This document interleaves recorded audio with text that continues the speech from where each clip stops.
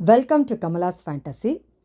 வீடுகளில் பொருளாதார முன்னேற்றம் ஏற்படவும், செல்வ செழிப்பு ஏற்படவும், தொழில் முன்னேற்றம் ஏற்படவும் நான் ஒரு 10 பொருட்களின் பெயர்களை சொல்கிறேங்க.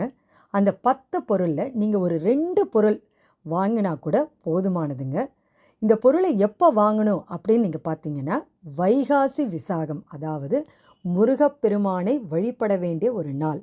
அந்த நாளில் நீங்கள் இந்த 10 பொருட்களில் ஒரு 2 பொருள் உங்களால் வாங்க முடிஞ்சதுன்னா மிகவும் சிறப்பு.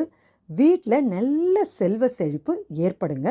அந்த நாள் முழுக்க விசாக நட்சத்திரம் இருக்கிறனால நீங்கள் உங்களால் எப்போ முடியுதோ, எந்த நேரத்தில் முடியுதோ, மாலை நேரத்தில் முடிஞ்சால் மிகவும் விசேஷம். அப்போ கூட நீங்கள் இந்த பொருளை வாங்கி வச்சுக்கலாங்க. சரி, இது என்னென்ன பொருள், இந்த 10 பொருட்கள் என்னென்ன பொருட்கள் அப்படின்றத இந்த பதிவில் நம்ம தெளிவாக பார்க்கலாம். ஸோ வீடியோவை எங்கேயுமே ஸ்கிப் பண்ணாதீங்க. இந்த வீடியோ சப்ஸ்கிரைப் பண்ணாமல் பார்க்குறவங்க சப்ஸ்கிரைப் பண்ணி வைங்க. பக்கத்தில் வர பெல் ஐக்கான் கிளிக் பண்ணுங்கள். அப்போ தான் நான் போடுற ஆன்மீக பதிவு உடனுக்குடன் உங்களுக்கு நோட்டிஃபிகேஷனாக வரும். முருகப்பெருமானின் விசேஷமான தினங்களில் இந்த வைகாசி விசாகம் முதலிடத்தை பிடிக்கிறது. மேலும் வைகாசி விசாகம் அன்றுதான் முருகப்பெருமான் அவதரித்ததாக புராணங்கள் சொல்கிறது. அதனால் அன்றைய தினம் நாம் வீடுகளில் விரதமிருந்து வழிபாடு செய்தால் முருகப்பெருமானின் அருள் கிடைத்து வாழ்க்கையில் முன்னேற்றம் பெறலாம்.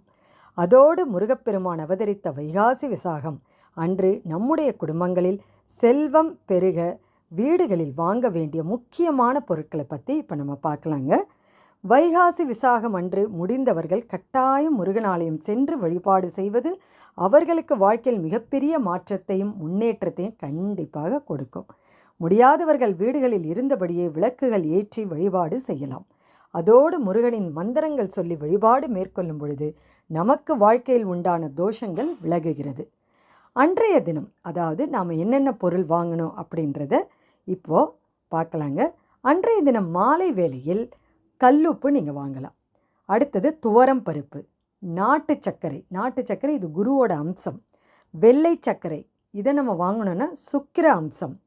பால், பூஜை பொருட்கள், குறிப்பாக இந்த பூஜை பொருளை என்ன வாங்கணும் அப்படின்னு நீங்கள் பார்த்தீங்கன்னா சந்தனம், பச்சை கற்பூரம், ஏலக்காய், விரலி மஞ்சள், கிராம்பு, இந்த பொருட்களை வாங்குவது நம்முடைய வீட்டில் செல்வ செழிப்பை உண்டு செய்வதோடு முருகனருளால் வீடுகளில் பொருளாதார முன்னேற்றமும் தொழிலில் முன்னேற்றமும் கண்டிப்பாக ஏற்படும்.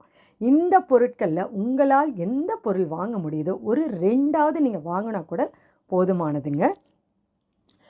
அது இல்லாமல் வைகாசி விசாகம் அன்று எப்படி விரதம் இருந்து பூஜை செய்யணும், விரதம் இல்லாமல் பூஜை செய்யணும், என்ன நெய்வேத்தியம், என்ன ஸ்லோகம் சொல்லணும், என்ன தானம் செய்யணும் போன்ற அனைத்து தகவலும் அடங்கிய ஒரு தனி பதிவே கொடுத்துருக்கேன். அந்த பதிவோட லிங்க் இந்த வீடியோவோட டிஸ்கிரிப்ஷன்லேயும் கொடுக்குறேன், ஐகார்ட்லேயும் கொடுக்குறேன். தேவைப்படுறவங்க செக் பண்ணி பார்த்துக்கோங்க. இந்த பதிவு உங்களுக்கு ரொம்பவே பிடிச்சிருந்தால் லைக் பண்ணுங்கள், உங்கள் உற்றார் உறவினருக்கும் ஷேர் பண்ணிவிடுங்க. அடுத்த ஒரு நல்ல ஆன்மீக பதிவோடு உங்களை சந்திக்க வரேன்.